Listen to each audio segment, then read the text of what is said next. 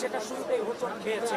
তাছাড়া এই রোকেয়া হলেই অ্যাসিস্ট্যান্ট প্রফেসর, যিনি এই নির্বাচনের দায়িত্বে তিনি আছেন, মুখ্যমন্ত্রী মোনামি ম্যাডাম, উনি আমাদের, কারণ প্যানেলের যে হচ্ছে যে লিস্ট, প্যানেলের লিস্টে আপনার হচ্ছে যে ব্যালট নাম্বার থাকে, অল্প সময় ভোট দেওয়ার জন্য ব্যালট নাম্বারগুলো স্টুডেন্টদের হাতে দিয়ে দিতে হয়। সকাল থেকে আমাদের উপরে একটা জুলুম চালিয়েছে যে এগুলো আমরা দিতে পারবো না।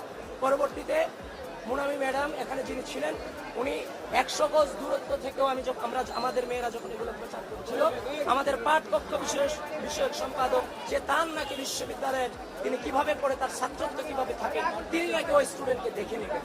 সুতরাং মোনামি ম্যাডামের তো এই ধরনের হিংস্র আচরণ করার কথা ছিল না, কারণ একটা নির্বাচন, গ্রহণযোগ্য নির্বাচন অনুষ্ঠিত হতে যাচ্ছে। সুতরাং সবকিছু মিলিয়ে আমরা আশঙ্কা করছি সেই গণতান্ত্রিক পরিবেশ উপহার দেওয়ার প্রয়োজন ছিল, হয়তো হোঁচট খেয়েছে। সুতরাং আপনাদেরকে আহ্বান করছি, আপনারা আরো বেশি সচেতনতা অবলম্বন করেন। আপনারা কেন্দ্রগুলোতে আপনারা আপনাদের যতটুকু জানে আপনাদের প্রবেশাধিকারেও কিছুটা বাধ্যবাধকতা করে দেওয়া হচ্ছে, যেটা কোনোভাবেই কাম্য ছিল না। তো সুতরাং সবকিছু মিলিয়ে আপনারা আরো বেশি সচেতন হন, এবং এখনো প্রায় অনেক কিছু সময় আছে, প্রায় 1 ঘন্টা 20 মিনিট কিংবা 10 মিনিট সময় আছে। যারা অনাবাসিক শিক্ষার্থী আছেন, এই চ্যালেঞ্জিং মুহূর্তে দাঁড়িয়ে আমি বলছি, আপনারা চলে আসুন, ভোটাধিকার প্রয়োগ করুন।